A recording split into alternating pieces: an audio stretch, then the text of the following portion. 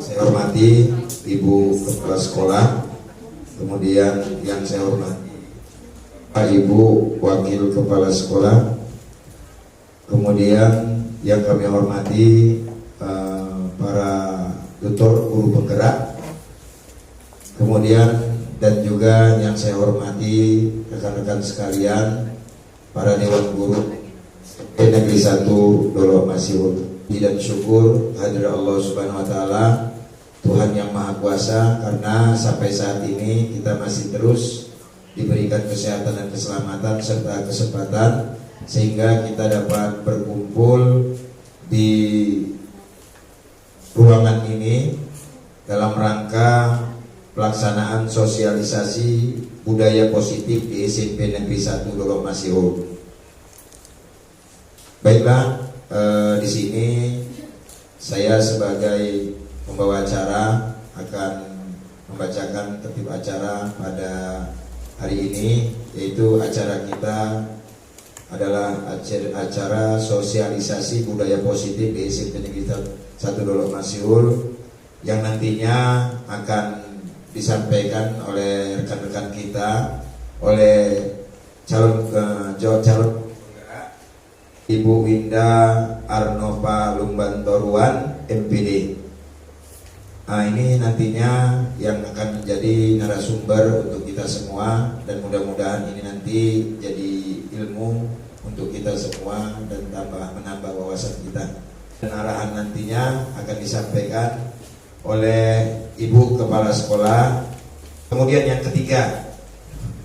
ketiga nanti mungkin masing-masing dari guru calon penggerak, guru penggerak yang akan menyampaikan sepatah dua patah kata juga. Itu kita masuki acara yang kedua adalah bimbingan dan arahan dari Ibu Kepala Sekolah sekaligus membuka acara kita ataupun kegiatan kita pada hari ini, yaitu sosialisasi budaya positif di SMP Negeri 1 Dolo Masiul.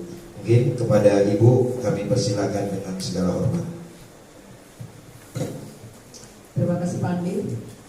Assalamualaikum warahmatullahi wabarakatuh. Selamat siang. Siang juga kan? Para makan kue lah. Sudah itu juga salam sejahtera untuk kita semua.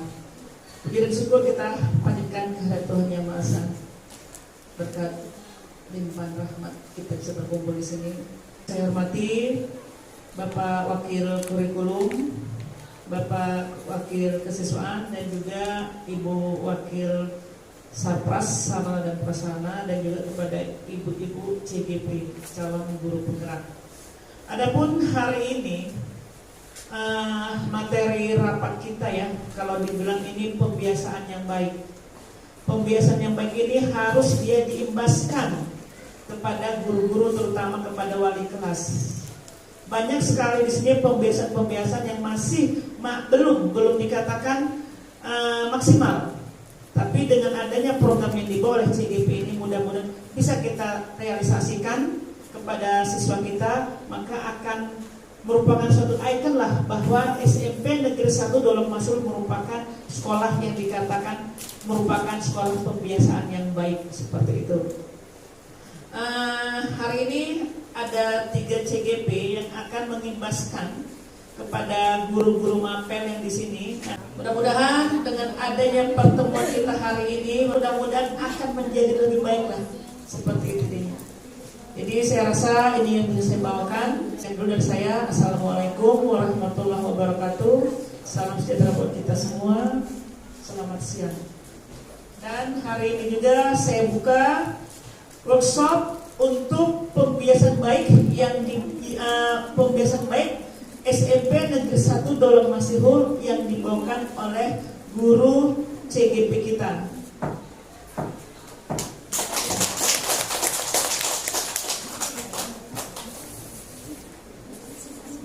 Ya, terima kasih.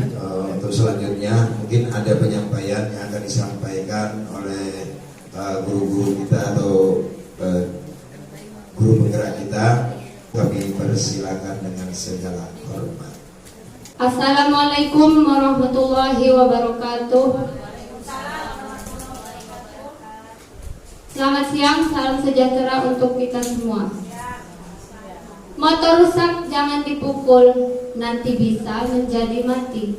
Karena semua sudah berkumpul, mari kita buka acara ini. Untuk tertib acara pada siang hari ini, yaitu sosialisasi budaya positif dan implementasi keyakinan kelas, yang akan dibawakan oleh narasumber kita, oleh Ibu Winda Arnova Tiurida Lumbantoruan, SSI MPD. Tertib acara yang pertama yaitu pembukaan oleh moderator. Acara yang kedua, pemaparan sosialisasi budaya positif dan implementasi keyakinan kelas. Kemudian acara yang ketiga, implementasi keyakinan kelas. Dan acara yang keempat, tanya jawab. Acara yang kelima, refleksi. Serta acara yang keenam, penutup. Untuk acara yang kedua, kita lanjutkan pemaparan sosialisasi budaya positif dan implementasi keyakinan kelas oleh narasumber kita, Ibu Winda Arnova Tiurida Lumbantoruan, SSI MPD. Kepada Ibu, waktu dan tempat kita persilahkan. Baik, terima kasih buat Ibu Moderator, Bu Ulpa. Dan terima kasih juga buat Bapak Ibu Guru yang berkenan hadir di tempat ini. Kita mau membagikan ilmu yang saya dapat di dalam pendidikan guru penggerak ini.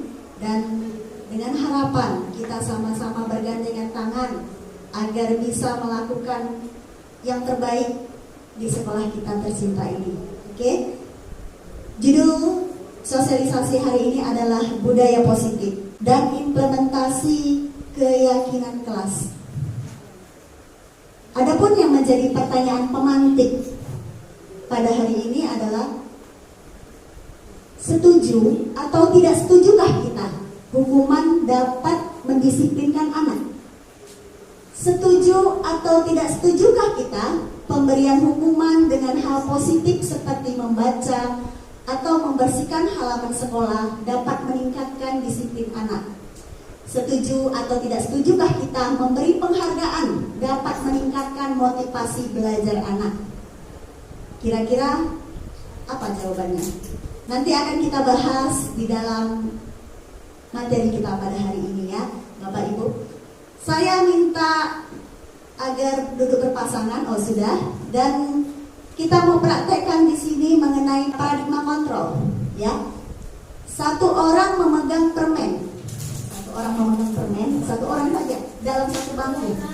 Sudah? Bayangkanlah permen yang kamu pegang itu adalah sesuatu yang berharga di dalam hidupmu. Bapak Ibu pegang rapat-rapat. Kemudian satu orang lagi berusaha dengan berbagai cara, dengan membujuk, dengan uang, atau dengan sekuat tenaganya, atau dengan tekniknya menggelitik atau dan lain sebagainya, agar bagaimana keinginan yang satu lagi mau memberikan itu, kira-kira diberikan apa tidak. Bisa kita mulai? Bisa. Ayo kita coba ya. Oke, Ibu RDS tidak mau memberikannya. Bu Deli? Bu Deli, bolehlah berbagi permennya, karena berbagi itu banyak pahalanya juga. Nanti kita beli lagi yang banyak. Ya. Coba dikasih duit, Bu, mana mau? Ini lebih mahal. Oke, Bu Ulpa, tadi siapa yang megang, Bu? Ya, Bu. Kenapa Ibu tidak memberikannya? Yang namanya berharga itu pasti tidak kita berikan. Dan nggak bisa beli lagi. Kemudian Bu Deli, kenapa tidak Ibu berikan? Sama seperti jawaban dari Bu RTS tadi, sesuatu yang berharga tidak akan saya lepaskan. Sesuatu yang berharga tidak dilepaskan. Berarti di sini kita bisa lihat siapa yang memegang kendali. Siapa yang memegang kendali? Apakah Bu Deli atau Bu Ulpa? Yang menggenggam sesuatu itulah yang mempunyai kendali ataupun kontrol. Jadi Bu Ulpan tidak bisa berbuat apa-apa. Segala cara yang diberikan oleh Bu Ulpa dengan cara membujuk, memberikan iming-iming uang, dan memberikan gantinya yang lebih baik katanya, ternyata tidak mau memberikannya, Bu Deli. Nah, disinilah yang disebut dengan teori kontrol. Jadi Bapak Ibu, kita tidak bisa memaksa seseorang untuk melakukan sesuatu. Semua kontrol itu ada di tangan kita. Kita tidak bisa memaksa orang lain untuk melakukan apa yang akan kita ingin lakukan. Jadi kita juga melakukan sesuatu memang atas dasar keinginan seperti saya menggenggam sesuatu. Saya tidak memberikannya. Seperti kata Bu RDS, itu sesuatu yang berharga dalam hidup saya. Saya tidak akan memberikannya karena saya punya prinsip. Karena saya punya keyakinan. Saya sangat menyayanginya seperti itu. Oke, kita lihat perubahan paradigma miskonsepsi tentang makna kontrol. Ternyata Bapak Ibu, ilusi guru mengontrol murid. Kita guru tidak bisa mengontrol murid. Kalau murid itu memang tidak mau melakukan sesuatu, pada dasarnya kita tidak bisa memaksa dia.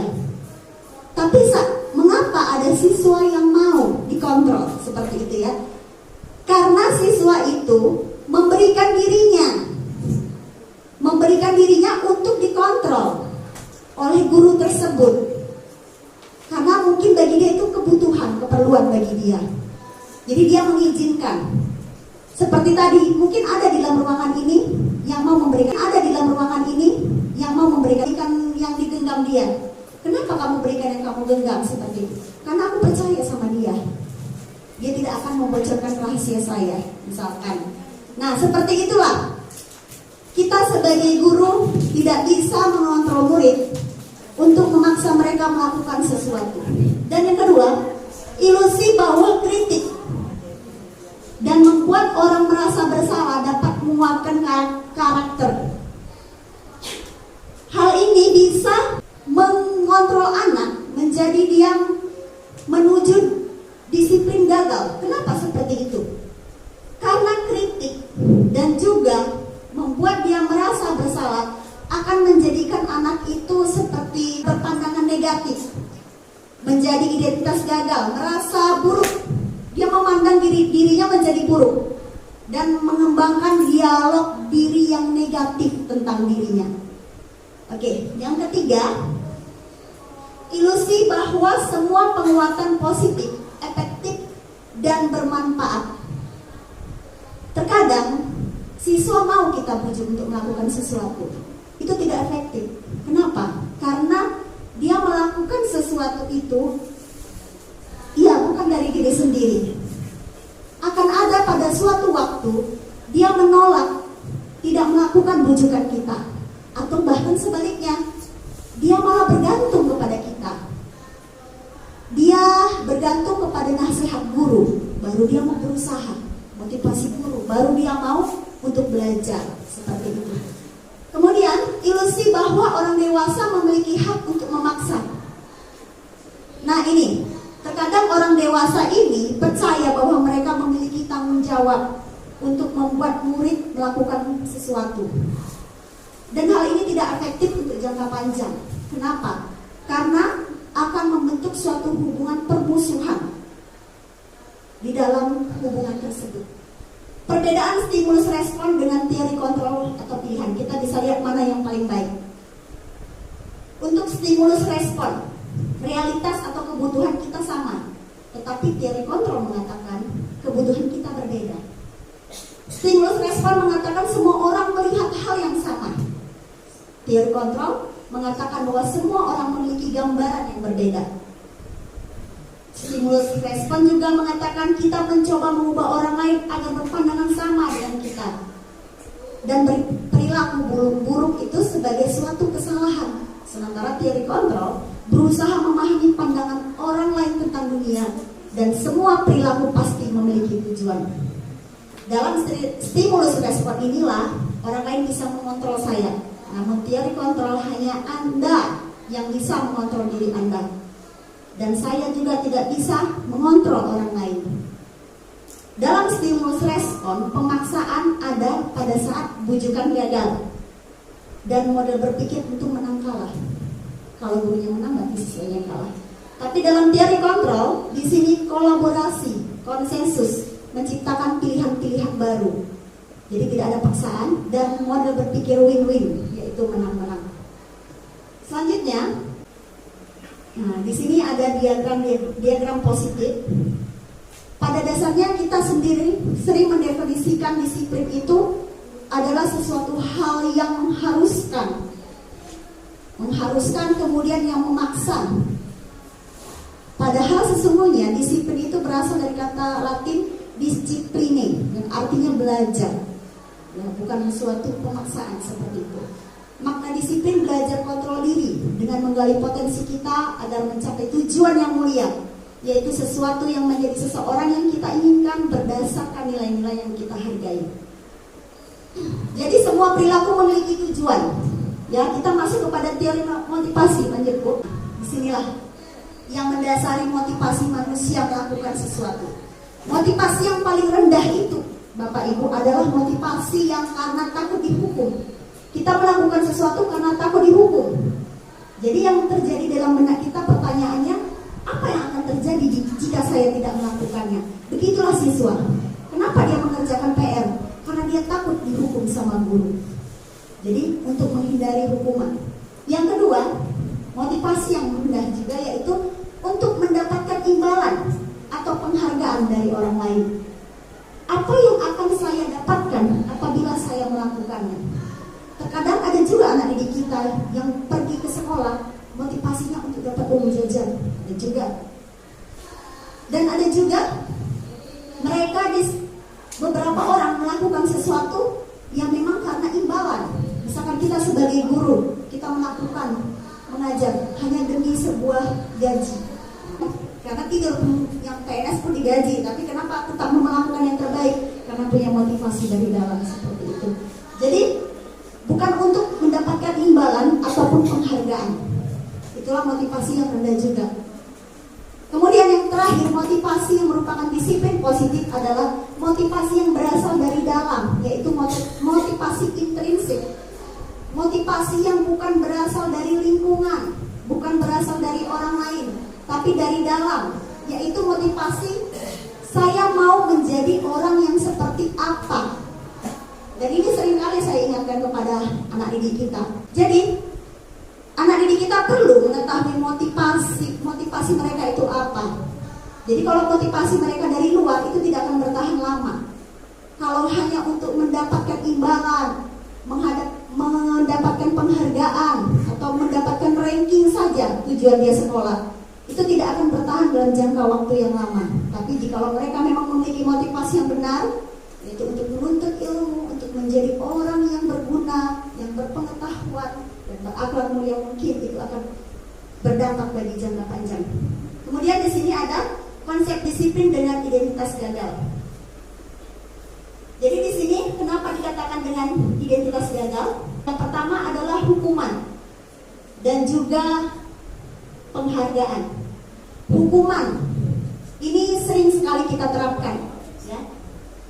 Kalau hukuman itu bersifat sepihak, ya, sehingga itu tidak efektif. Begitu juga dengan penghargaan. Hukuman itu biasanya berhubungan dengan fisik maupun psikis. Dan hukuman menimbulkan ketidaknyamanan, murid menjadi takut, menyiksa, murid menyembunyikan kesalahan, bahkan murid menjadi murung atau tidak ramah. Penghargaan juga demikian. Penghargaan itu tidak efektif karena dapat merusak hubungan, ada kecemburuan ataupun iri. Kemudian bisa mematikan kreativitas. Misalkan dalam sebuah perusahaan, bosnya memberikan hadiah kepada karyawannya yang mungkin rajin, memang kadang berguna, tapi mereka hanya mengejar target seperti itu. Kadang menghalalkan segala cara. Dan kalau tidak ada iming-iming seperti itu, mereka tidak akan melakukannya yang terbaik. Kemudian penghargaan juga menghukum dengan sistem ranking. Pada pemahaman kita, ranking dan itu sebenarnya tidak efektif. Terus kemudian merampas hak menghargai diri. sendiri. Jadi kita hanya membatasi diri kita hanya sebatas penghargaan. Itulah identitas gagal. Kita masuk kepada identitas sukses. Apa itu identitas sukses? Yaitu konsekuensi dan restitusi. Ini sama-sama baik, tapi ada yang lebih baik di antara kedua ini. Yang mana itu? Konsekuensi itu murid taat peraturan, penguatan jangka waktu pendek, memerlukan monitoring berkelanjutan. Sementara restitusi, murid itu diajar untuk bertanggung jawab atas perilakunya. Biasanya kalau konsekuensi itu dibuat oleh guru dan murid bersama-sama. Ya, jadi ada misalkan kalau 2-3 kali kamu mengulang kesalahan yang sama, kamu akan saya panggil orang tua. Misalkan. Jadi itu konsekuensi. Jadi ada sanksinya, gitu ya. Restitusi di sini dia di mana siswanya sendiri yang diajak untuk mencari solusi permasalahan dia, gitu kan. Fokus pada pemecahan masalah jangka panjang, dan siswa diajak untuk menghormati dirinya dan orang lain. Dan kembali kepada teori kontrol tadi, yang mengontrol kembali adalah diri siswa tersebut. Sementara dalam konsekuensi, kehilangan waktu untuk merenungi kesalahan, ya. Itulah yang dipaparkan di sini. Karena dia juga tetap memerlukan monitoring yang berkelanjutan. Kemudian kita lanjutkan 5 kebutuhan dasar manusia. Nah, Bapak Ibu, di sini pun saya sebenarnya baru dapat. Ternyata kenapa ada siswa yang bandel? Ada yang mungkin dia membuat masalah. Itu karena dia mau memenuhi kebutuhan dasarnya. Ada 5 kebutuhan dasar. Yaitu yang pertama, kebutuhan bertahan hidup. Contohnya apa kebutuhan bertahan hidup? Misalkan kebutuhan makan, pakaian, dan kebutuhan merasa aman. Kalau yang mungkin dalam keluarga kebutuhan biologis misalkan, ya. Jadi kebutuhan bertahan hidup bersifat fisiologis. Sementara 4 yang lainnya bersifat psikologis, yaitu kasih sayang dan rasa diterima. Jadi terkadang ada siswa, dan saya mengalaminya di 9E, si Ricardo. Dia seringkali mengulah di kelas saya, tapi saya tahunya pas akhir semester. Saya buat angket. Rupanya si Ricardo itu buat di angketnya, ibu jangan pilih kasih lah. Si Satria aja yang ibu puji-puji katanya. Ternyata dia cemburu seperti itu. Ternyata siswa kita butuh rasa kasih sayang dan merasa diterima oleh orang lain seperti itu. Yang ketiga itu adalah penguasaan atau pengakuan akan kemampuan. Jadi siswa kita mau menunjukkan dirinya di hadapan teman-temannya bahwa dia itu memiliki kemampuan, bahwa dia itu punya keterampilan. Jadi dia pengen diakui bahwa dia bisa. Kemudian yang ketiga adalah kebebasan, kebutuhan akan pilihan. Nah, untuk siswa SMP yang masa bisa dibilang transisi, makanya kita berat menghadapinya. Mereka ingin mencoba hal-hal yang baru yang belum mereka ketahui, dan mereka di sini juga memiliki pilihan, dan mereka lebih suka untuk bergerak seperti itu. Dan memang kenapa banyak anak yang tidak suka pelajaran matematika? Ternyata mereka nggak suka di dalam ruangan. Setelah saya tanya-tanya, Bu, sekali-sekali belajarnya di luar lah. Ternyata seperti itu. Jadi mereka pengen mencoba hal yang baru dan mereka ingin bebas gitu. Kalau di ruangan mereka kurang bebas, mereka merasa gitu kan. Kemudian yang terakhir adalah kesenangan atau kebutuhan untuk merasa senang. Kesenangan ini ya seperti bermain, tertawa, mereka di kelas tertawa, bermain, menjahili kawannya, mengganggu kawannya. Kenapa kamu ganggu kawanmu? Ya senang aja Bu, senang lihat reaksi dia, lucu kata dia seperti itu. Ya mungkin itu jadi pembelajaran sama saya. Kenapa kamu bermain HP di kelas? Karena saya bosan Bu, katanya gitu. Saya sih terdiam. Berarti yang salah bukan siswanya, berarti saya, seperti itu. Berarti saya harus mengubah metode saya, seperti itu contohnya. Oke, selanjutnya inilah tadi dia 5 kebutuhan manusia. Selanjutnya kita masuk kepada yang berikutnya, posisi kontrol. Posisi kontrol guru ada 5 di sini. Dan yang pertama sebagai penghukum. Penghukum itu biasanya guru nada suaranya keras. Budi, kenapa kamu terlambat hari ini? Dengan ekspresi yang marah seperti itu. Jadi di sini penghukum guru menggunakan verbal, mungkin kata-kata kasar seperti itu, ataupun mukul seperti itu. Kemudian pembuat orang merasa bersalah. Nah, ini kadang kita guru tidak menyadarinya, bahkan saya sendiri. Dengan suara yang lemah lembut, kita membuat siswa itu merasa bersalah. Dan saya juga pernah mengalaminya. Ada siswa saya malas sekali sekolah. Saya panggil dan saya tidak menerapkan posisi yang terakhir manajer, tapi sebagai pembuat rasa bersalah. Saya bilang sama dia, "Nak, kamu kenapa malas sekolah? Kamu gak kasihan sama orang tuamu? Orang tuamu capek cari duit," saya bilang. Kemudian, "Daripada kamu malas sekolah, bagus kamu bantu orang tuamu, kasihan," saya bilang. Jadi di renungan dia merasa bersalah benar kata ibu itu. Dan akhirnya dia gak sekolah, memang dibantunya orang tuanya seperti itu. Dan saya sangat menyesal itu. Makanya karena saya bilang basic saya mungkin bukan psikologi pendidikan dari SDD ya. Jadi di sini pembuat orang merasa bersalah. Jadi biasanya guru di sini lebih menekankan siswanya untuk dia melihat kepada dirinya bahwa dia bersalah seperti itu. Kedua, sebagai teman ini ada baiknya juga gitu. Namun di sini ada kekurangannya. Kenapa kekurangannya? Kekurangannya siswa itu jadi bergantung kepada kita. Dan ketika diganti oleh guru lain, dia menjadi tidak respect seperti itu. Memang sebagai teman tidak akan menyakiti murid, namun akan tetap berupaya mengontrol murid melalui persuasi atau bujukannya. Yang ketiga, sebagai pemantau. Ini memonitor, mengawasi, misalkan dengan daftar-daftar kesalahannya sudah berapa kali seperti itu, tetap mengawasi dia berapa kali berbuat kesalahan. Ya. Kemudian yang terakhir adalah sebagai manajer. Nah, inilah yang diharapkan oleh pendidikan saat ini, yaitu guru berbuat sesuatu bersama dengan murid, mempersilahkan murid bertanggung jawab atas perilakunya, mendukung murid agar dapat menemukan solusi atas permasalahannya sendiri. Jadi posisi sebagai manajer ini kita tidak langsung menuduh murid untuk dia merasa bersalah, ya, tapi bagaimana kita memposisikan diri kita sebagai murid sehingga dia kalau sudah kita doktrin dia bersalah, jadi dia tidak bisa berpikir lagi apa yang mau dia lakukan seperti itu. Tapi kalau di posisi manajer, kita mengajar dia untuk dia memikirkan apa solusi yang mau saya lakukan untuk diri saya seperti itu, untuk masalah yang saya hadapi. Oke, selanjutnya diharapkan posisi manajer inilah yang menjadi acuan kita di dalam menangani murid.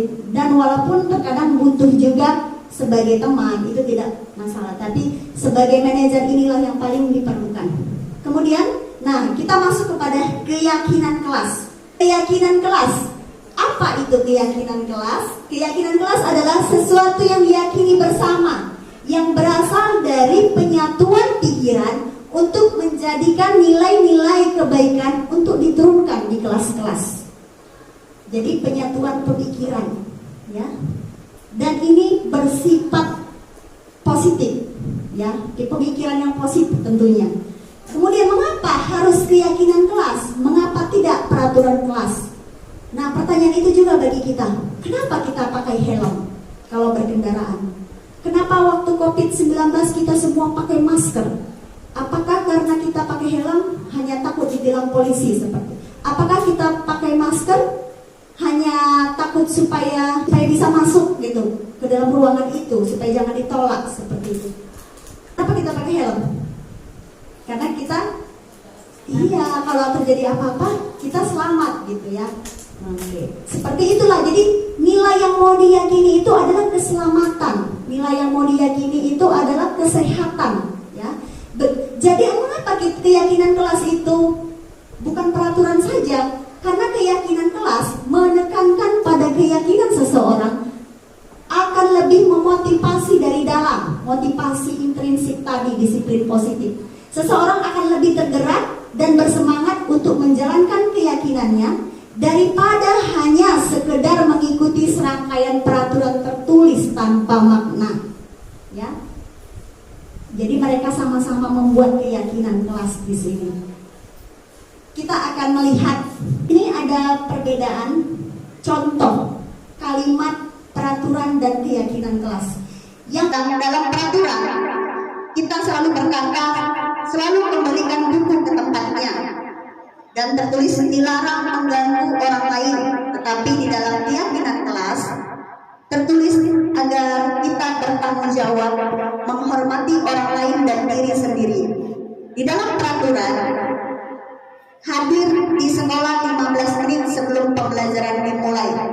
Sementara di dalam keyakinan kelas, di sini ditekankan untuk menghormati orang lain, komitmen pada tujuan. Di dalam peraturan dilarang melakukan kekerasan, kata dilarang, kata harus itu tertulis pada peraturan. Tetapi pada keyakinan kelas di sini ditekankan mengenai nilainya, yaitu keselamatan, menghormati orang lain. Jadi kalau di peraturan dikatakan dilarang menggunakan narkoba, dilarang merokok, tetapi di keyakinan kelas di sini diajak untuk melihat kepada kesehatan, itu penting gitu ya. Jadi menghormati orang lain, keselamatan, keamanan, kira-kira seperti itu ya Bapak Ibu. Kemudian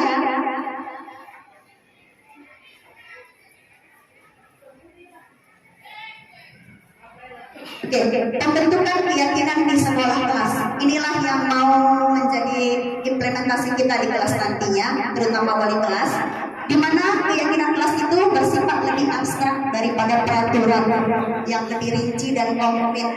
Kemudian, keyakinan kelas berupa pernyataan-pernyataan universal. Keyakinan kelas juga senantiasa dibuat dalam bentuk positif. Dilarang berlari-lari, tapi kita buat di situ lebih berhati-hati seperti itu. Kemudian keyakinan kelas hendaknya tidak terdekat sehingga mereka mudah mengingatnya.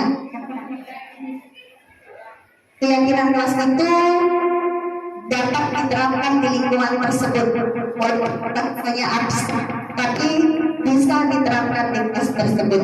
Dan semua warga hendaknya ikut berkontribusi dalam membuat keyakinan kelas lewat pendapat. Kita sebagai guru harus bersedia meninjau keyakinan kelas tersebut dari waktu ke waktu. Nah, di sini kita bisa melihat prosedur pembuatan keyakinan kelas. Yang pertama, warga kelas bercurah pendapat tentang peraturan yang perlu disepakati di lingkungan sekolah atau kelas. Kita bisa lihat di sini ada contohnya. Di sini saya mengajak siswa itu untuk memikirkan kelas seperti apa yang menjadi impian mereka. Apakah kelas ini sudah sesuai impian mereka?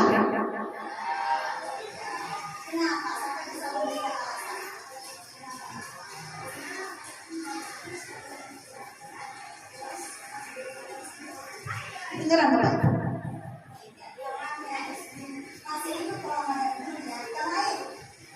Nah, di sini saya nanyakan, kira-kira kelas ini sesuai impian kalian enggak? Ternyata tidak. Masih ingin ikut kalau ada guru katanya kan. Terus ada lagi yang menjawab, Bu, banyak yang nggak melaksanakan piket, kata mereka. Banyak hal yang tidak kalian sukai.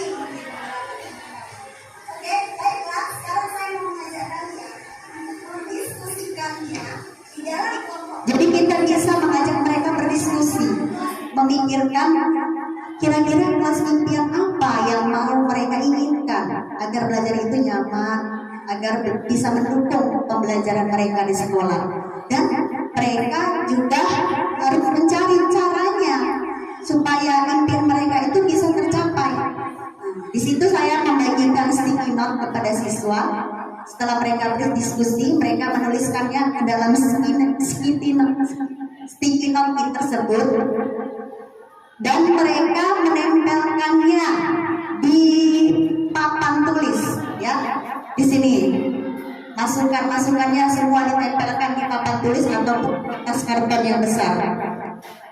Di sini bisa kita lihat bagaimana proses mereka menuliskannya, dan itu memang berasal dari pemikiran mereka, bukan dari kita Bapak Ibu guru, bukan dari sekolah. Kalaupun misalkan siswa ada yang belum mengerti, bisa kita bimbing di sini.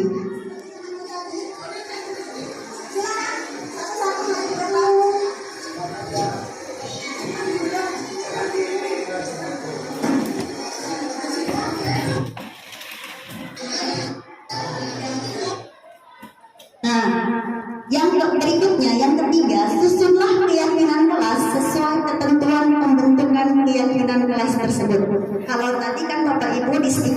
tadi kan mengenai impian-impian mereka dan caranya. Nah, disinilah kita mengajak mereka mencari kesepakatan. Yang tadi sudah dituliskan kan banyak yang sama. Ada yang bilang datang tepat waktu, ada yang datang lebih awal, ada yang bilang tidak terlambat.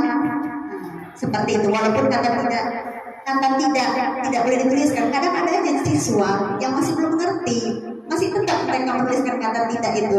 Nah, disitulah kita kelompok-kelompokkan sesuai dengan yang sama-sama disiplin. Di situ kita tulis disiplin waktu. Kalau di sini saya ngasih contohnya, sudah saya buat labelnya, itu pun siswa juga saya sudah tulis. Kalau kita bisa menggunakan spidol kita setelah dikumpulkan di papan tulis, kita lingkari, kita tulis bertanggung jawab. Mengenai disiplin, kita kelompokkan, ditulis disiplin seperti itu.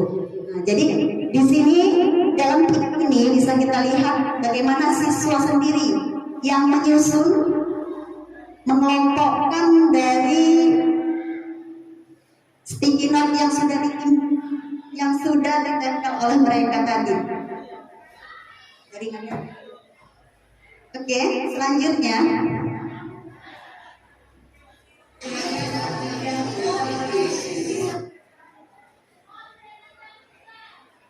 Jadi seperti ini ya. Jadi ada beberapa kesepakatan yang sudah diperoleh. Di situ bertanggung jawab, saling menghargai, disiplin waktu, menyayangi, jaga kesehatan, saling peduli, semangat belajar. Ada yang kelupaan di sini. Ternyata kita sebagai guru peran kita sangat besar. Ini rupanya tidak ada siswa yang menulis mengenai kebersihan. Ya sebagian, hanya satu. Nah, jadi kalau misalkan ada yang perlu kita ingatkan siswa itu kita ingatkan. Ada yang perlu kita tambahi, dan kalau ada yang perlu kita kurangi, kira-kira yang tidak cocok bisa kita kurangi ya. Nah, gantilah kalimat-kalimat dalam bentuk negatif menjadi positif. Kata-kata yang banyak menggunakan kata tidak tadi bisa kita buat menjadi selalu. Nah, sebenarnya dalam keyakinan kelas, kalau kita tidak boleh kalimat tidak itu tidak boleh kita tuliskan, ya. Tapi bagaimana selalu membantu kawan, selalu menolong kawan, ya.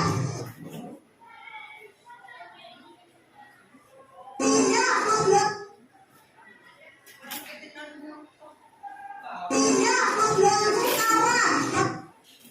Oke, saya lewati.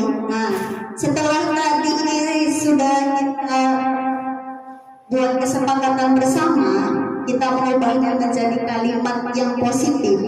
Kita menyuruh siswa itu untuk meletakkannya di dinding kelas, di tempat yang mudah dilihat semua warga kelas. Ya.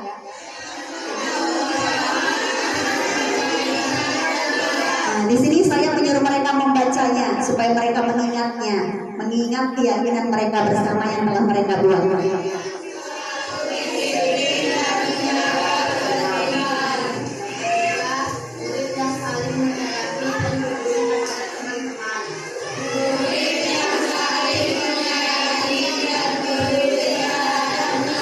Lalu mereka menandatanganinya. Ya, bisa tanda tangan, bisa nama dibuat di situ, dan guru juga dapat menandatanganinya sebagai wali kelas. Nah, sampai di sini ada mungkin kita pertanyaan mungkin dalam hati, apakah hanya ini saja seperti itu? Setelah ini selesai, tidak Bapak Ibu. Kita perlu juga melakukan refleksi namanya. Jadi refleksi ini bisa kita lakukan kapan? Refleksi ini bisa kita lakukan ketika ada yang tidak melakukannya. Jadi kita bisa meninjau kembali keyakinan kelas yang sudah kita buat. Dan ketika ada juga masukan dari Bapak Ibu guru lain. Dan kebetulan di kelas saya ini ada juga masukan dari Pak Wali. Ternyata memang mereka lupa, bahkan saya sendiri menuliskan mengenai kebersihan. Nah, itulah setelah ditinjau kembali, kami berrefleksi dan kami akan membuatnya kembali, menambahinya, yaitu mengenai kebersihan, menjaga kebersihan kelas. Dari poin 1 sampai 5 itu memang di situ tidak ada ya. Kapan lagi bisa kita melakukan ketika selesai libur panjang, mungkin setelah libur ada libur lebaran, nah mereka sudah lupa itu dengan keyakinan kelas yang mereka buat. Jadi kita bisa melakukan refleksi. Dan awal tahun ajaran baru ini sangat penting, apalagi termasuk siswa baru ya, pembuatan keyakinan ini sangat penting. Kemudian sebelum menjalankan aktivitas baru agar tetap mereka mengingat, jadi perlu kita melakukan refleksi itu seperti itu. Jadi ini contoh keyakinan kelas yang sudah kami buat di 7i yang masih perlu diperbaiki lagi, yang kami perbaiki lagi. Kemudian kita masuk kepada segitiga restitusi. Oke. Apa itu segitiga restitusi? Jadi ini restitusi ini yang menemukan ini Dian Gosen. Jadi diambil dari pendapat beliau bahwa segitiga restitusi suatu proses dialog yang dijalankan oleh guru atau orang tua agar dapat menghasilkan murid yang mandiri dan bertanggung jawab. Jadi bagi anak-anak kita di rumah juga bisa kita terapkan ini, ya.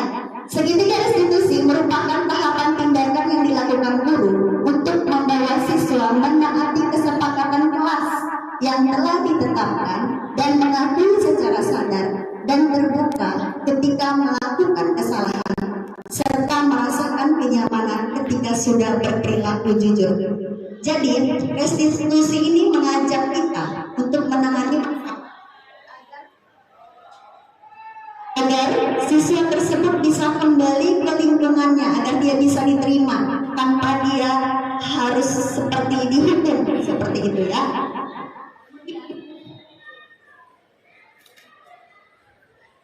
Nah, ada 3 langkah dalam segitiga restitusi di sini ya. Yang pertama adalah validasi tindakan. Tapi sebelum itu kita lihat dulu segitiga restitusi ini dia. Yang paling dasar itu menstabilkan identitas. Yang kedua, validasi tindakan yang salah. Yang ketiga, menanyakan keyakinan. Ini apa? Ini langkah yang bisa kita lakukan di dalam dialog, di dalam menangani masalah pada siswa. Apakah harus 3 langkah ini diterapkan? Sebenarnya tidak, Bapak Ibu. Kalau masalahnya sederhananya, ya kan, nggak perlu 3-tiganya kita lakukan. Tapi kalau masalahnya memang perlu kita tangani dengan dalam, maka segitiga restitusi ini sangat bermanfaat. Oke, kita masuk yang pertama. Yang pertama tadi adalah menstabilkan identitas. Ketika anak melakukan kesalahan, di sini kita bukan sebagai hakim bagi mereka yang menyatakan dia bersalah. Berdasarkan prinsip dari beberapa pendapat yang menyatakan membuat kesalahan adalah bagian dari proses. Membuat kesalahan adalah bagian dari proses pembelajaran. Jadi kita bisa menyatakan bahwa setiap orang pasti pernah berbuat salah, gitu, termasuk kita. Gitu. Kemudian berperan menggeser identitas murid dari identitas gagal kepada identitas sukses. Jadi ketika siswa itu sudah melakukan kesalahan, jadi mereka di sini sebenarnya sudah masuk kepada identitas gagal mereka. Jadi ketika kita menyalahkan mereka lagi, ya mereka semakin menghakimi dirinya sendiri, sehingga dia tidak bisa berpikir apa yang harus dia lakukan. Kemudian jangan mengkritik murid yang sedang mengalami identitas gagal. Pernyataan-pernyataan yang bisa kita berikan adalah bahwa tidak ada manusia yang sempurna. Kita bisa menyelesaikan ini. Saya tidak tertarik mencari siapa yang salah, tapi saya ingin mencari solusi dari permasalahan ini. Jadi kita stabilkan dululah identitas si anak tadi. Oke. Kemudian berikutnya adalah validasi tindakan yang salah. Setelah anak tadi menjadi stabil, kita bisa memvalidasi tindakan dia yang salah, tapi dia bisa jujur menyatakannya. Sebab terkadang kalau ada siswa yang berusaha menutupi gitu kan. Di sini berdasarkan prinsip setiap perilaku berupaya memenuhi suatu kebutuhan tertentu. Kembali kepada kita pelajari kemarin, yaitu mengenai 5 kebutuhan dasar manusia. Jadi setiap perilaku memiliki tujuan.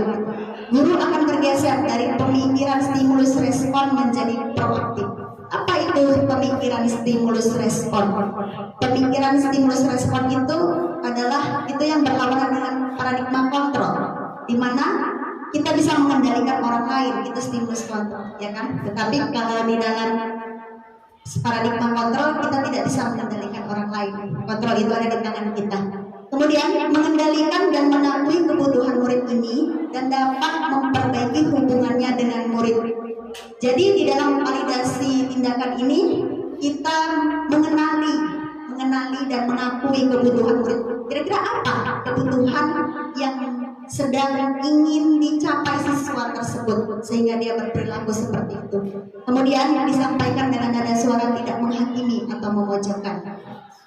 Pernyataan-pernyataan yang bisa kita lakukan, nyatakan adalah kamu bisa saja bertindak lebih gegabah dari ini.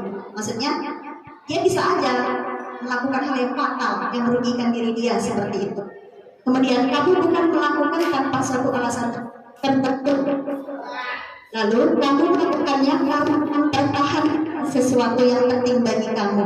Kemudian mungkin kamu bisa mempelajari suatu perilaku baru yang lebih efektif. Bersediakah kamu mempelajarinya?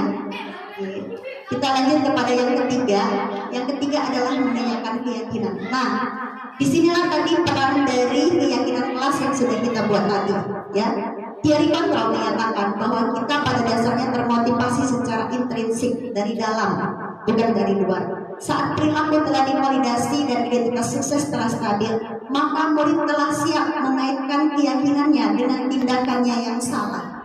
Jadi kita ajak dia untuk melihat apakah perilaku yang dia lakukan itu benar atau salah, sesuai tidak dengan keyakinan yang dia lakukan. Pernyataannya bisa berupa apa yang kita percaya sebagai kelas, apa yang kita yakini sebagai kelas atau keluarga, nilai-nilai apa yang telah kita sepakati, seperti apa gambaran kelas yang ideal bagi kamu mau jadi orang seperti apa. Nah, sebenarnya Bapak Ibu, sebelum ada teori ini, saya percaya sekali Bapak Ibu sudah menerapkannya, ya kan? Apalagi Bapak Ibu yang senior ini sudah menerapkannya, tapi belum tahu oh itu rupanya namanya segitiga restitusi seperti itu ya. Jadi inilah dia, sama seperti konseling kalau menurut saya ya.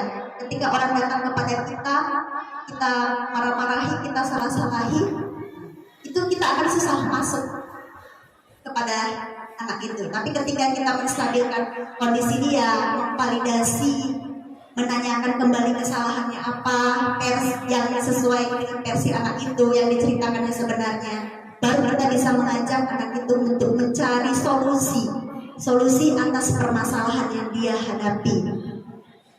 Jadi solusi itu bukan berasal dari kita, tetapi dari diri si anak tersebut. Makanya di sini yang perlu diperhatikan adalah perilaku yang salah perlu dikaitkan dengan nilai atau keyakinan yang telah disepakati. Kemudian kesediaan orang yang melakukan kesalahan untuk memperbaiki masalahnya. Jadi bukan karena dia takut kepada guru, tapi memang berasal dari hatinya yang paling dalam, motivasi intrinsiknya untuk memperbaiki kesalahannya. Kemudian pemecahan masalah sebisa mungkin relevan dengan masalah yang ada. Ya solusinya ya harus sesuai dengan masalahnya lah, jangan terlalu jauh gitu kan, tidak berhubungan pula gitu. Perlu ada suatu usaha perbaikan dari pihak yang berbuat salah. Jadi ada usaha dia. Misalkan dia menggoyahkan baju kawannya, ada usahanya. Misalkan mau dijahitnya lah baju kawannya itu gitu. Dan itu kan pasti perlu waktu. Nah, ini perlu kita tanyakan, kapan waktu dia mau melakukan usaha untuk memperbaiki masalahnya tersebut. Jadi jangan hanya janji-janji saja ya. Jadi dia perlu mendedikasikan waktunya dari pihak yang berbuat kesalahan tersebut. Jadi dia bisa diterima oleh lingkungannya, oleh teman-temannya. Dan segitiga restitusi ini bertujuan agar anak itu memiliki hubungan yang baik dengan guru maupun dengan rekan sekolah mereka seperti itu. Yang bisa saya sampaikan untuk segitiga restitusi memang tidak saya lampirkan contohnya walaupun ada karena itu tidak masuk dalam bagian yang akan dibahas. Tadi implementasinya sudah saya jelaskan yaitu mengenai keyakinan kelas dan saya harapkan Bapak Ibu guru bisa sama-sama membuat keyakinan kelas bersama siswa di kelas kita masing-masing. Sekian dan terima kasih, saya kembalikan kepada moderator.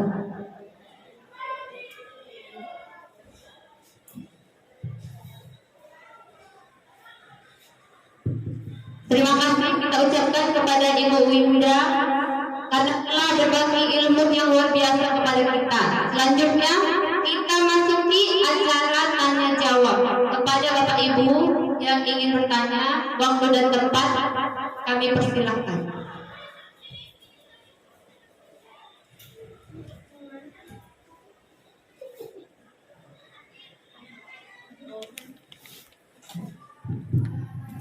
Sebenarnya sih itu nggak bertanya, tapi sebelumnya terima kasih dulu udah diberikan kesempatan ya.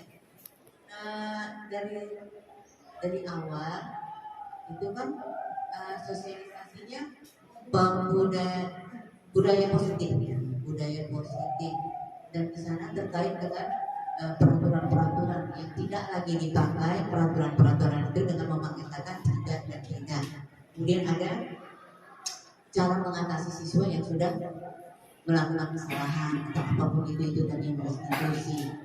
Ya sebenarnya sih bagus ya. Keyakinan kelas itu tadi kok kayaknya nggak ada tanda-tanda itu apa maksud? Bisa itu. Karena kalau seperti saya mengajar bahasa Inggris kan, mengajar bahasa Inggris itu ada pelajarannya seperti itu ya. Lah kenapa jadi ditiadakan? Bagaimana itu Ibu?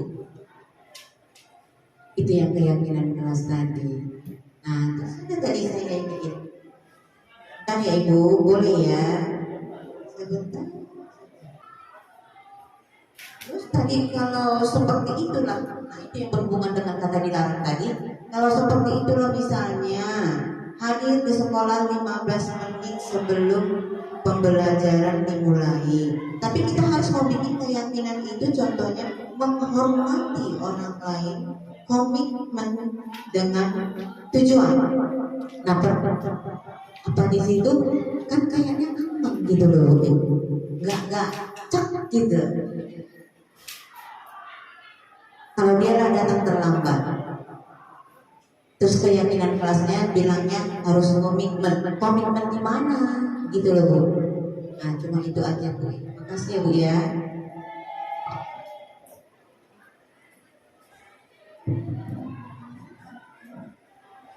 Ya, terima kasih kepada Ibu Seni atas pertanyaannya. Kepada Bapak Ibu yang lain kami beri kesempatan satu pertanyaan lagi.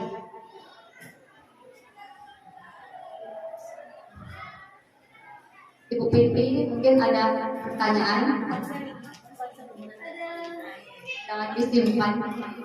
Kepada Ibu Pipi kami beri waktu dan kesempatan.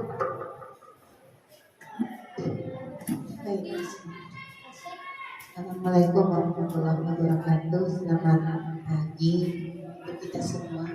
Terima kasih atas waktu yang diberikan. Terima kasih juga atas ilmu yang sudah dibagikan oleh salah satu calon guru penggerak. Sebetulnya kalau saya mengikuti ini, kalau dilarikan ke bimbingan konseling, itu ibaratnya dengan pertanyaan terbuka gitu. Misalkan ada siswa salah datang bermasalah ke ruangan, gitu kan? Ya sebagai guru pembimbing itu nggak langsung artinya nggak boleh langsung menyalahkan siswa. Kita tanya dulu apa yang bisa Ibu bantu, contohnya apa yang Ibu bisa bantu, apa yang anak Ibu lakukan. Dari yang anak Ibu lakukan apa ada manfaatnya atau manfaatnya. Artinya begini, kita hanya sebagai penuntun gitu, menggali permasalahan siswa, biarkan dia yang menentukan langkah apa yang dia ambil, ini salah atau enggaknya dialah yang kita tuntutlah, dialah yang lebih mengetahui jalan yang terbaik untuk menyelesaikan masalahnya. Kita hanya mengarahkan dan mencoba memberikan pandangan gitu. Bahkan di dalam bimbingan konseling nasihat pun itu adalah senjata terakhir kami berikan gitu. Saya lihat sepertinya segitiga restitusi ini mengarah ke situ gitu Bu. Cuma dalam maaf ini dalam agama kami yang Muslim ada dalam ajaran yang dibawakan oleh Nabi kami, kalau seandainya hal itu perlu diberikan sanksi, perlu dilakukan juga gitu.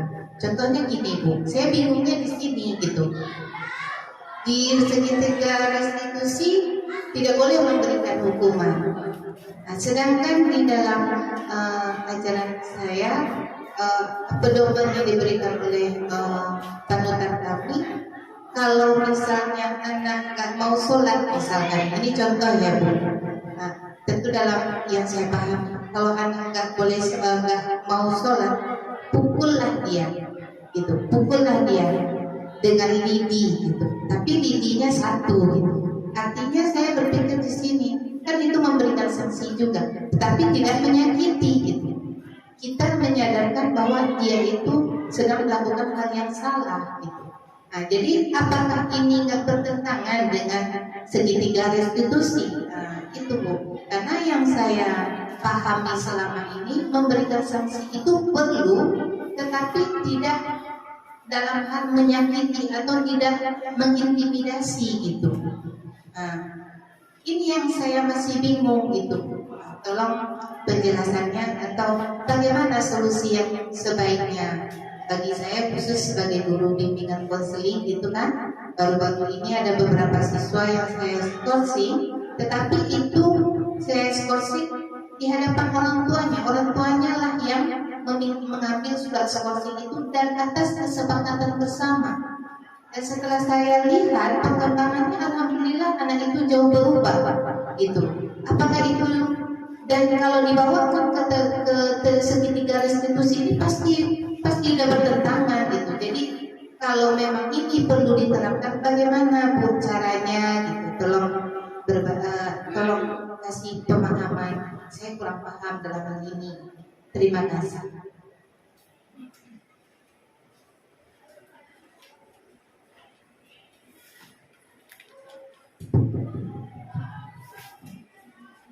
Terima kasih kepada Ibu Seli dan Ibu Tipi untuk pertanyaan Seli. Yang pertama tadi mengenai keyakinan kelas, komitmen dengan mencapai tujuan. Apakah komitmen itu bisa direncanakan dengan baik? Misalnya jika ada siswa yang terlambat, bagaimana komitmen itu? Apakah komitmen yang harus diterapkan atau bagaimana? Kemudian pertanyaan Bu Pipi yang kedua, kita hanya sebagai penuntut, apakah tidak berkaitan dengan segitiga restitusi yang katanya tidak boleh diberi sanksi? Padahal kalau kita dalam memberi sanksi yang positif itu bagaimana, boleh atau tidak? Demikian pertanyaan dari Bu Pipi dan Bu Seli kepada Ibu Winda. Kami persilakan untuk menjawab. Baiklah, terima kasih buat pertanyaan-pertanyaan yang bagus dari Bapak Ibu Guru. Yang pertama buat Seli, dan memang dalam bahasa Inggris ada ya, don't be noise katanya, kata don't, jangan gitu ya. Menurut saya dengan apa yang sudah saya pelajari pada hari ini, memang di sini saya pun baru tahu, oh ternyata sudah hal tersebut adalah tidak baik seperti itu. Dari apa yang sudah kita pelajari mengenai paradigma kontrol, bahwa kita tidak bisa mengontrol orang lain. Bisa saja ketika kita bilang jangan sama siswa, dia langsung berhenti. Tapi dia berhenti karena dia takut terhadap ucapan tersebut, takut terhadap guru tersebut. Jadi yang dalam pikirannya itu kata jangan seperti itu. Bahkan di dalam psikologis pendidik anak, pada anak kecil pun kita sebenarnya kalau boleh tidak boleh kita bilang jangan, gitu kan? Supaya apa? Supaya kreativitasnya bisa berkembang. Kemudian dia bisa melakukan berekspor dirinya. Itu kalau dalam pendidik anak. Tetapi kalau dalam hal konsep kedisiplinan, sesuai dengan makna disiplin artinya belajar kontrol dari diri dengan menggali potensi kita agar mencapai tujuan yang mulia, yaitu sesuatu yang menjadi seseorang yang kita inginkan berdasarkan nilai-nilai yang kita hargai. Jadi kita mengharapkan anak didik itu melakukan sesuatu itu berdasarkan motivasi dari dalam diri dia, karena dia tahu apa yang harus dia perbuat, dia mau menjadi seperti apa, seperti yang tadi ya. Karena biarlah kontrol itu ada di tangan mereka, bukan di tangan kita gitu. Jadi kalau bisa kata jangan itu ya tidak boleh lagi lah kita gunakan, walaupun sebenarnya sudah berdarah dagingnya di tengah-tengah rumah mereka. Kita sebagai pendidik ya, ini tugas yang berat agar kita bisa menanamkan kepada anak itu mereka melakukan sesuatu bukan karena takut dihukum, bukan karena pujian supaya dibilang baik, bukan karena supaya mendapat imbalan, tapi berdasarkan dari keyakinan dia mau menjadi orang seperti apa. Nah, untuk yang pertanyaan selanjutnya dari Bang Seli mengenai komitmen dengan disiplin ya, gitu. Di situ mungkin kata menghargai memang ada, itu mungkin untuk nggak masuk ke bagian disiplin itu, tapi masuk ke dalam disiplin itu komitmen datang tepat waktu tadi ya Bu ya, 15 menit sebelum masuk gitu kan. Itu masuk ke nilai adalah nilai disiplin agar mereka berkomitmen terhadap berkomitmen untuk disiplin seperti itu.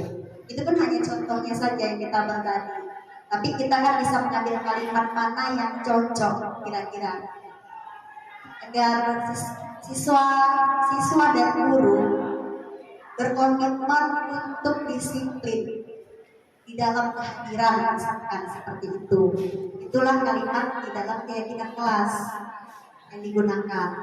Jadi lebih cenderung kepada nilai keyakinannya itu.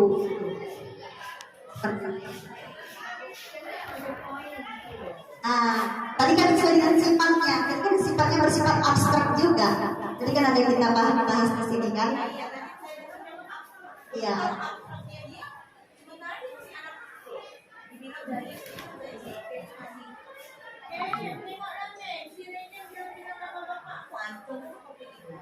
Kalau kita masih sifatnya abstrak, kita mau menggunakan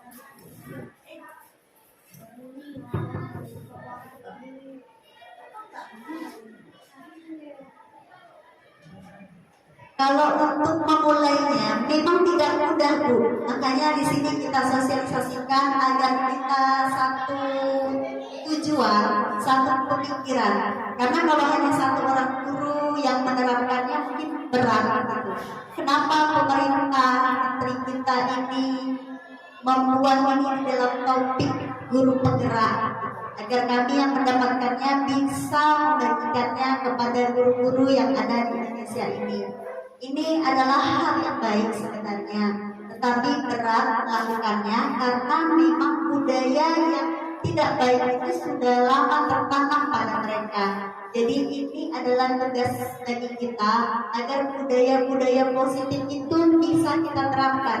Namanya budaya itu nggak bisa langsung muncul. Itu dari kebiasaan baik sehari-hari, hal-hal kecil, kalimat-kalimat sederhana yang sering kita berikan. Itu Bapak Ibu Guru. Oke, kalau memang saya kurang jelas menjelaskannya, ya memang saya juga masih baru dan sama-sama belajar. Saya percaya Mbak Seli sudah lebih senior dan lebih tahu seperti segitiga restitusi itu juga seperti yang saya bilang kan. Walaupun sebelum ada teori ini, saya percaya Bapak Ibu Guru sudah menerapkannya sebenarnya. Oke, silakan.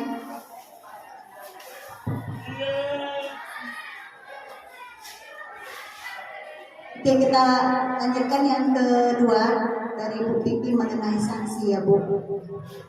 Gak hanya di dalam ajaran ibu agama Muslim saja, di dalam Kristen juga ada. Ajarlah anak itu dengan rotan, kalau tidak salah di Alkitab ada tertulis seperti itu. Kalau saya sebagai guru, apalagi kita juga sudah ada HAM ya namanya gitu kan. Memang kita menganggap anak siswa-siswa kita itu adalah anak didik kita, tetapi mereka itu di sini dipercayakan orang tua mereka agar mereka mendapat pendidikan yang lebih baik dari kita Bapak Ibu guru. Kalau di dalam sanksi ini masuk kepada disiplin gagal ya di sini kalau di restitusi ya. Disiplin gagal, sanksi dan juga penghargaan. Sanksi itu berarti sanksi itu bukan masuk di hukuman, sanksi itu lebih ke konsekuensi.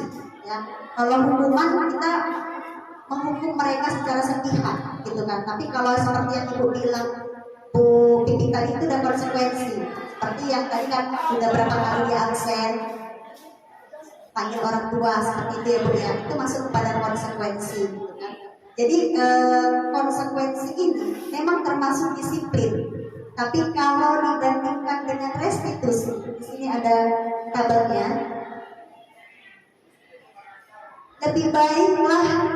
Lebih alangkah baiknya dan sangat lebih baik kita menggunakan restitusi di dalam menangani permasalahan siswa. Kalau sebelumnya memang yang sering kita gunakan sekolah-sekolah itu adalah sanksi ya. Sanksi itu memang bersifat dua arah, siswa dan guru gitu ya. Ya, biar saya tampilkan ya, Bu ya. Kita kembali kepada kemarin. Nah, ya. Konsep disiplin dengan identitas sukses ya. Kita nggak bicara mengenai hukuman dan penghargaan, tapi kita bicara antara konsekuensi dan restitusi ya. Yang dilakukan BK sebenarnya bukan hukuman, tapi lebih ke konsekuensi. Di sini memang murid akan taat peraturan. Tetapi di dalam restitusi kita ajar mereka tidak hanya taat, tapi mereka bertanggung jawab. Bertanggung jawab itu mereka tahu apa yang harus dia lakukan atas kesalahannya tersebut. Kalau dia konsekuensi, dia jangka pendek dia takut karena orang tuanya. Tapi kalau untuk jangka panjang kita nggak tahu. Ya kalau orang tuanya masih ada, kalau tiba-tiba yang nggak punya orang tua, gitu kan, atau suatu saat nanti jauh-jauh orang tuanya sudah tidak ada, dia harus ngekos ketika di SMA. Nah di sini dia jangka panjang mungkin akan kembali lagi mengulangi kesalahan yang sama. Kemudian kalau dia konsekuensi memang perlu monitoring, kita pantau anak itu berkelanjutan sehingga dilakukannya seperti itu. Tapi kalau di dalam restitusi kita percayakan anak itu untuk melakukan pemecahan masalahnya. Kemudian di dalam konsekuensi mungkin ya tidak semua sih seperti ini ya, mungkin ada juga gitu yang kehilangan waktu untuk merenungi kesalahan. Tapi saya percaya kalau di BK banyaklah waktu diberikan untuk merenungi kesalahannya.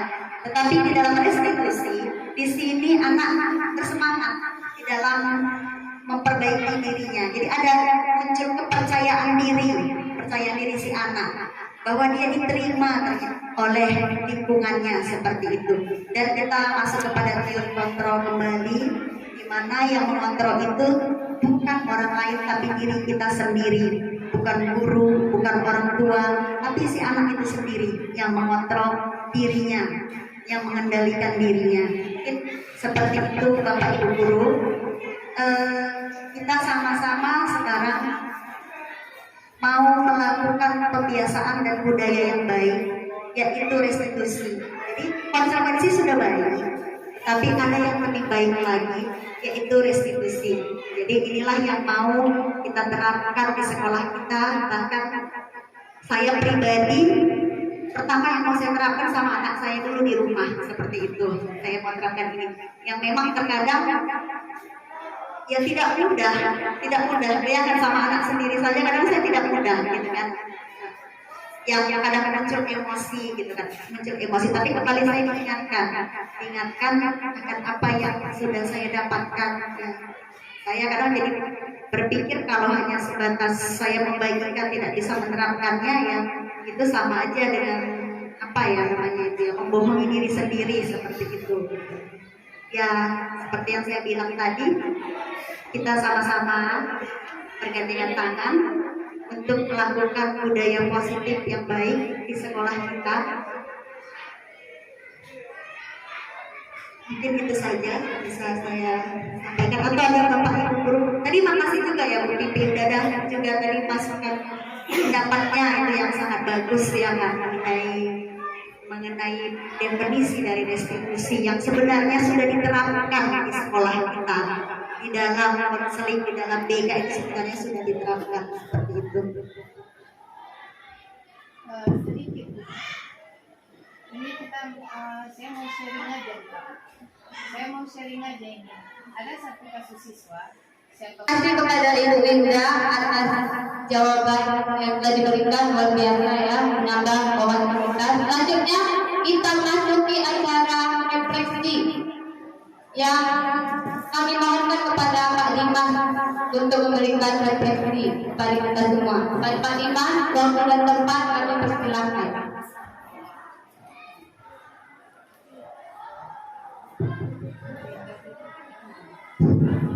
Terima kasih atas kesempatannya. Sosialisasi ataupun pengimbasan dari Bu Winda sebagai calon guru penggerak tentunya sangat baik, positif bagi kami guru di SMP 1 Pulau Masuk ini, karena beberapa hal positif tadi terkhusus untuk keyakinan kelas tampaknya dalam waktu dekat akan dilaksanakan di sekolah ini. Walaupun beberapa teman guru lain sudah mengetahuinya, hanya beda penyebutan. Beberapa guru wali kelas yang lain telah membuat kesepakatan kelas, namun arah dan tujuannya belum terinci dengan jelas. Namun dengan apa yang disampaikan Bu Winda tadi mengenai beberapa tahapan untuk keyakinan kelas, kiranya wali kelas dan guru mapel dapat mendidik anak kita dengan maksimal. Kemudian untuk sanksi tentunya kita hindari dan jangan sampai terjadi di sekolah ini, karena bagaimanapun sekolah SMP 1 Dolok Masjul ini sudah mengusung sekolah ramah anak. Maka tahap demi tahap, kalaupun tidak bisa langsung ke cara penyelesaian dengan restitusi, setidaknya dikonsekuensi dulu, tapi tetap mengedepankan azas musyawarah dan memanusiakan manusia, tentunya membuat anak itu bahagia. Terima kasih kepada Bu Winda atas apa yang disampaikan.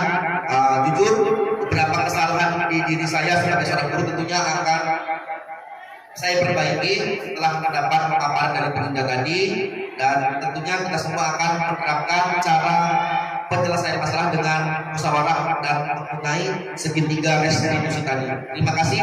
Mungkin itu saja yang dapat disampaikan. Saya tutup dengan selamat pagi. Wassalamualaikum warahmatullahi wabarakatuh.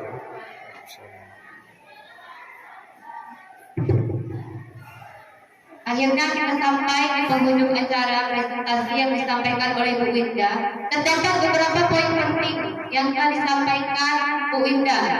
Yang pertama mengenai segitiga restitusi, kemudian bagaimana implementasi pembentukan keyakinan kelas, serta kita harus mengupayakan tidak menggunakan kata jangan, tetapi selalu untuk memotivasi peserta didik kita. Yang siap pergi ke kota, jangan lupa membeli alpukat. Demikian pemaparan presentasi oleh Bu Winda. Semoga berguna dan bermanfaat. Jika ada kekurangan, mohon dimaafkan. Atas perhatian Bapak dan Ibu guru semua, kami ucapkan terima kasih. Selamat siang. Assalamualaikum warahmatullahi wabarakatuh.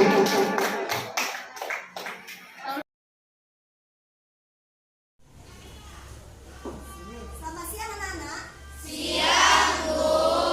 Bagaimana kabarnya? Baik, Bu.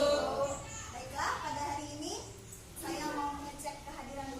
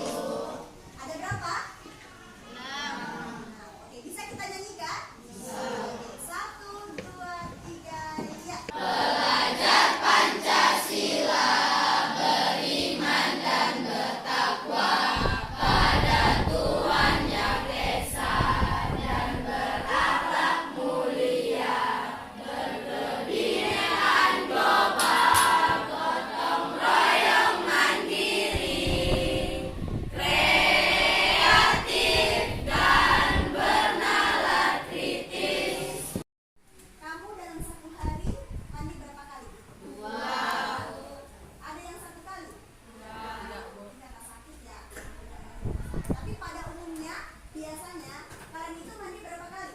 2. Adakah peraturan di rumah kalian yang ditulis mandi harus 2 kali 1 hari? Ada nggak? Tidak, Bu. Tapi kalian melakukannya kan?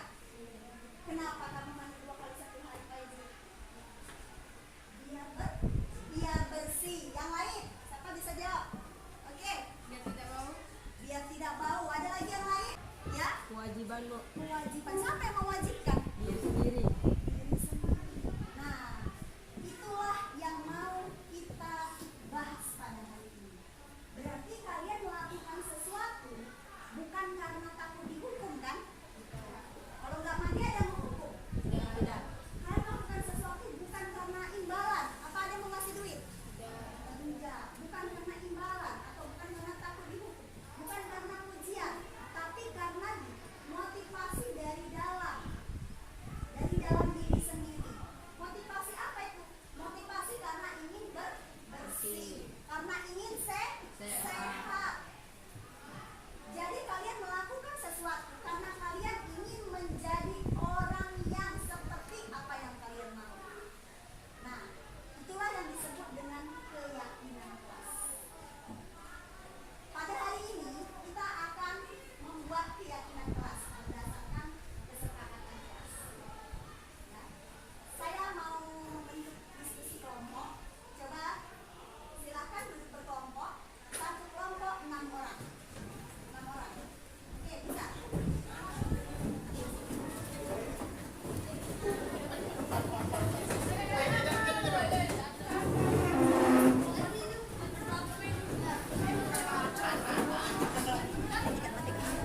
Membuat keyakinan kelas.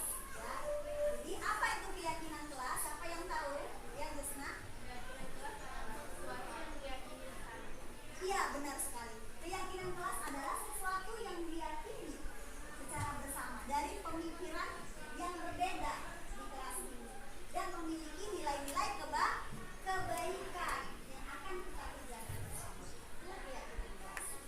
Jadi, saya mau tanya, apakah kelas ini sesuai dengan impian kalian? Tidak. Kenapa? Siapa bisa memberikan alasan? Kenapa? Mas?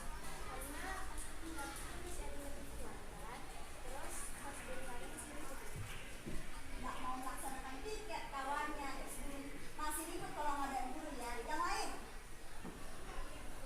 kenapa kelas ini tidak sesuai dengan impian Gus atau Linda atau Desna?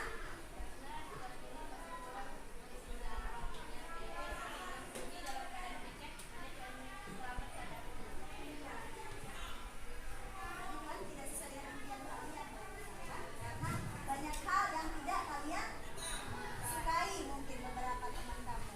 Oke, baiklah. Sekarang saya mau mengajak kalian untuk mendiskusikannya di dalam kelompok kalian masing-masing. Kira-kira kelas impian seperti apa yang kalian impikan? Ya, kelompok 1, kelompok 2, kelompok 3, 4, 5. Dan bagaimana caranya mewujudkan hal tersebut? Misalkan seperti Yusna bilang tadi, dia ingin memiliki kelas impian yang siswanya di dalamnya disiplin, ya kan? Di dalam waktu. Jadi apa yang harus dilakukan? Seperti itu dituliskan. Ibu punya sticky note. Sticky note ini akan ibu bagikan per kelompok.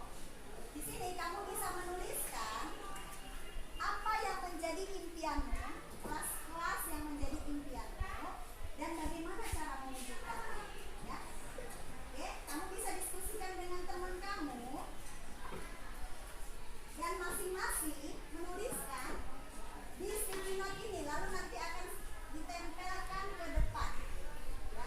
Kamu bisa berdiskusi dengan teman satu kelompokmu. Masing-masing harus menuliskan, ya. Jadi silakan didiskusikan dan dituliskan di sticky note-nya seperti ini, impian kamu apa, bagaimana caranya. Jadi kan singkat aja impian dan cara. Ya. Oke, bisa dituliskan? Diskusikan dengan teman.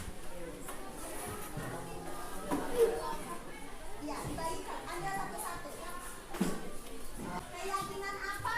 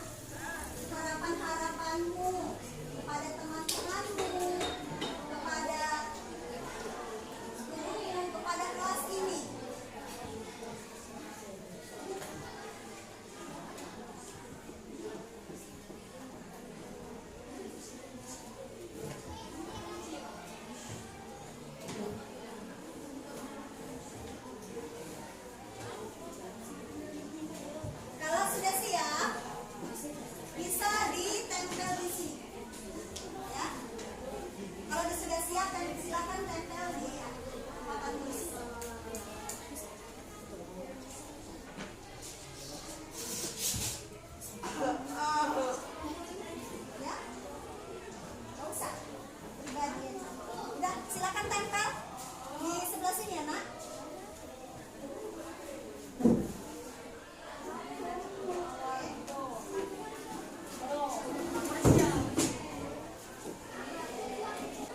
Silakan satu-satu maju ke depan.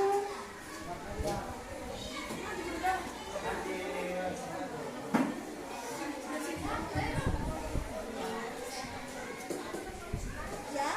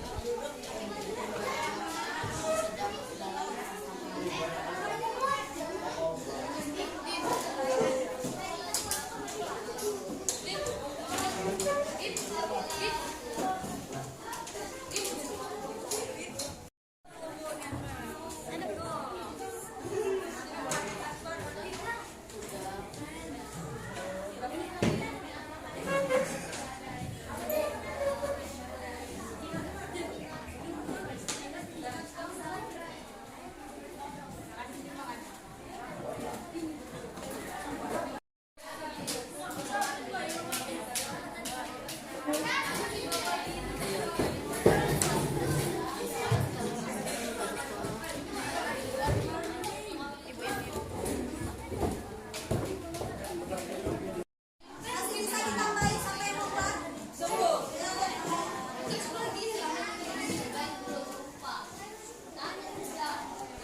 Sini ada banyak. Saya perlu bantuan satu orang atau dua orang untuk mengelompokkan ini. Banyak yang sama. Misalkan seperti kelas yang disiplin. Ketika tidak ada guru, tidak ribut, dan jika gurunya tidak datang, lapor ke meja piket. Ada lagi di sini mengenai datang lebih awal, sama tuh ya disiplin. Disiplin apa datang lebih awal? Datang lebih awal. Ada lagi di sini dibuat tidak terlambat. Ada lagi di sini dibuat melaksanakan piket. Disiplin dalam berpakaian. Teman yang rapi. Mbak, di sini banyak. Ada yang sama? Coba saya minta satu orang ke depan Yusna. Siapa lagi yang mau membantu saya mengelompokkannya? Suci. Coba kelompokkan di sini. Benda yang serupa. Misalkan. Disiplin dalam contohnya disiplin dalam berpakaian. Apa yang sama-sama dalam berpakaian yang merupakan dari sini? Hormati dan menghargai.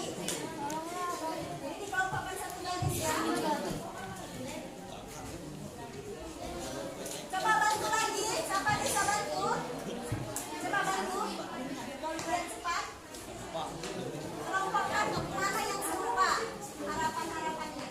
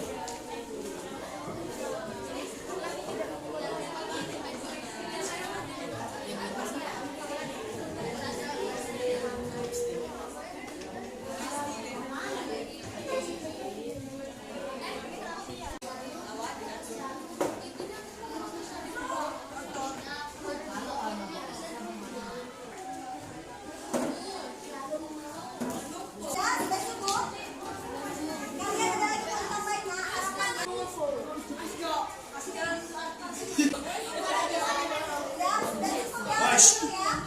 Cukup ya? Masih ada yang mau buat? Oke, saya kasih kesempatan 1 menit. Siapa lagi yang masih mau buat?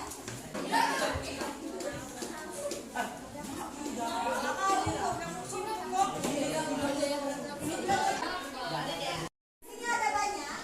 Saya perlu bantuan 1 orang atau 2 orang untuk mengelompokkan ini. Banyak yang sama. Misalkan seperti kelas yang disiplin.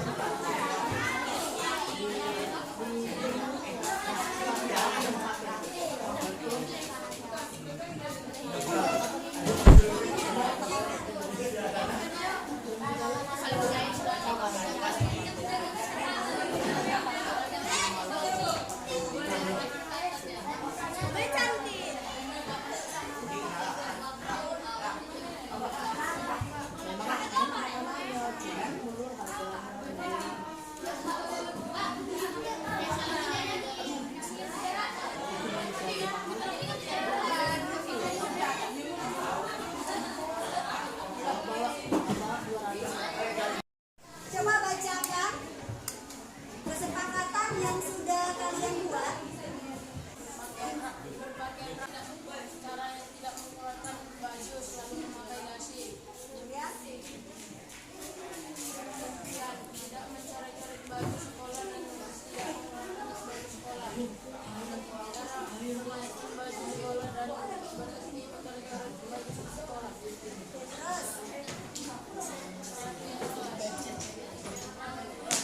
Berdasarkan apa yang sudah kalian buat, yang pertama yaitu di sini disimpulkan dalam hal berpakaian rapi. Di sini ada yang buat selalu memakai dasi, kemudian memasukkan baju sekolah dan berhenti mencoret-coret baju sekolah.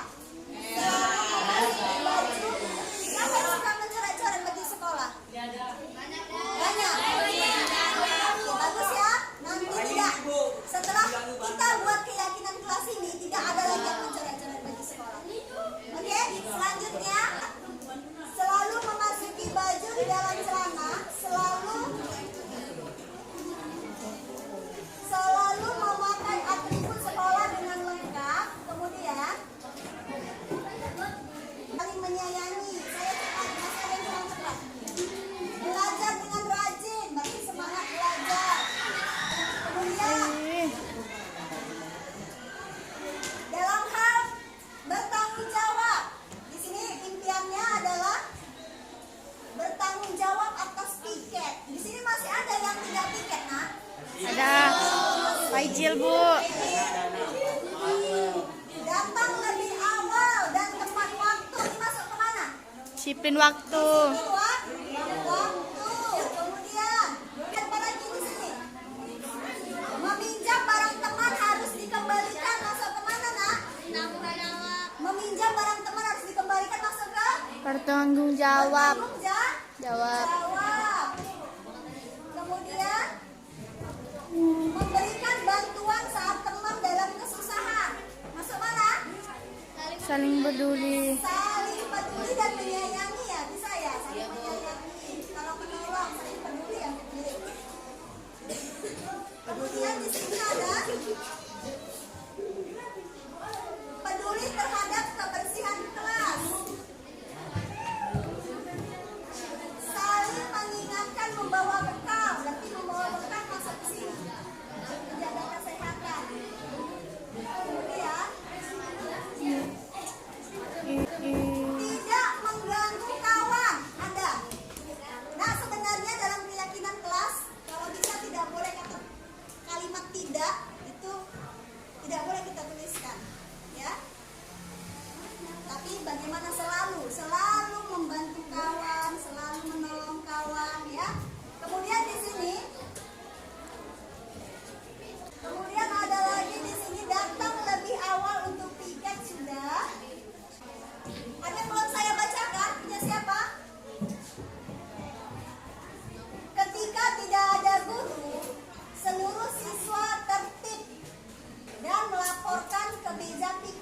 supaya ada yang menggantikan. Nah, itu masuk kemana nak?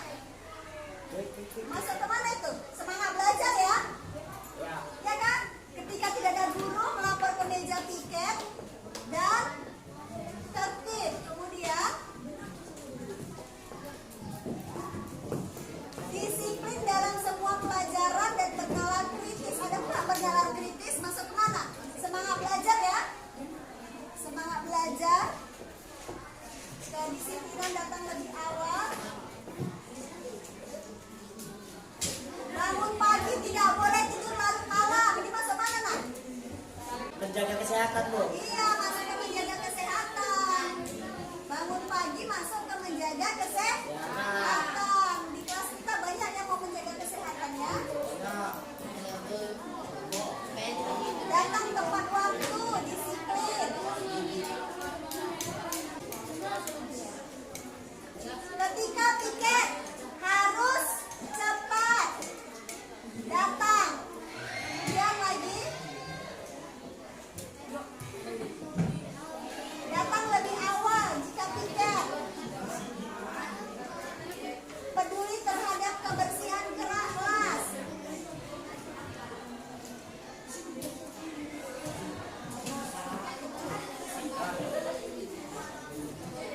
Nah ya, siapa yang buat nak? Ya bagus. Menjaganya dengan baik dan mengembalikan barang yang dipinjam. Berarti masuk kemana nih? Bertanggung jawab. Oke, sekarang kita sudah mendapatkan kesepakatan kelas. Dari kesepakatan inilah kita menemukan keyakinan kelas yang akan kita yakini secara bersama. Yaitu yang pertama apa di sini? Disiplin waktu, saling menghormati, bertanggung jawab, berpakaian rapi, menjaga kesehatan, saling menyayangi, semangat belajar, menjaga kebersihan, saling peduli, dan saling menghargai. Oke, di sini ibu akan membagikan kertas yang nanti bisa kalian tulis dengan tulisan yang indah, sebuah kalimat singkat yang merupakan keyakinan kelas. Udah, nanti setiap kelompok ada 1, 2, 3, 4, 5. Berarti ada satu kelompok, satu keyakinan kelas. Ya, dari mana? Dari yang apa sudah kita sepakati. Contohnya misalkan bertanggung jawab. Berarti di sini selalu bertanggung jawab dalam terhadap tugas yang diberikan, ya kan? Atau misalkan semangat belajar, selalu semangat di dalam mengikuti pembelajaran. Bisa ya? Bisa nak? Ini ada kertas yang berwarna-warni supaya kalian tuliskan di sini satu kelompok, ya. Kalimat yang akan ditempelkan di keyakinan kelas yang sudah saya tempel di papan tulis. Ini ya, proposalnya. Ya. Warna pink nggak ada nak. Ya.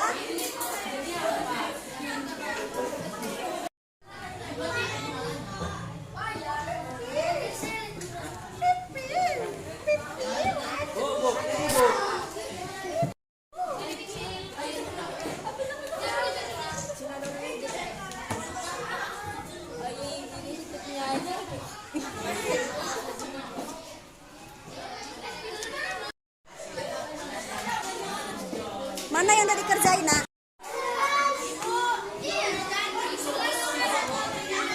Ya bagus.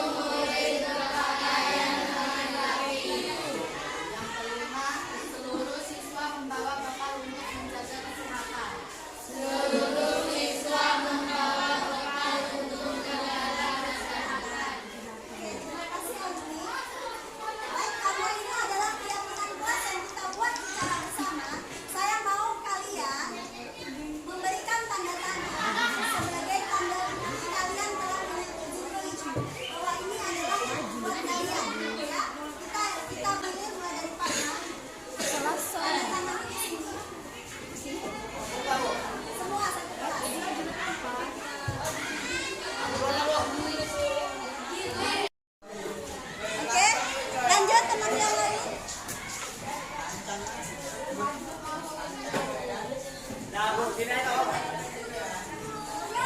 Oke, selanjutnya.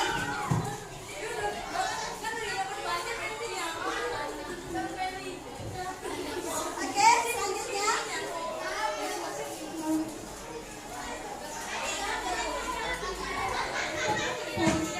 Oke,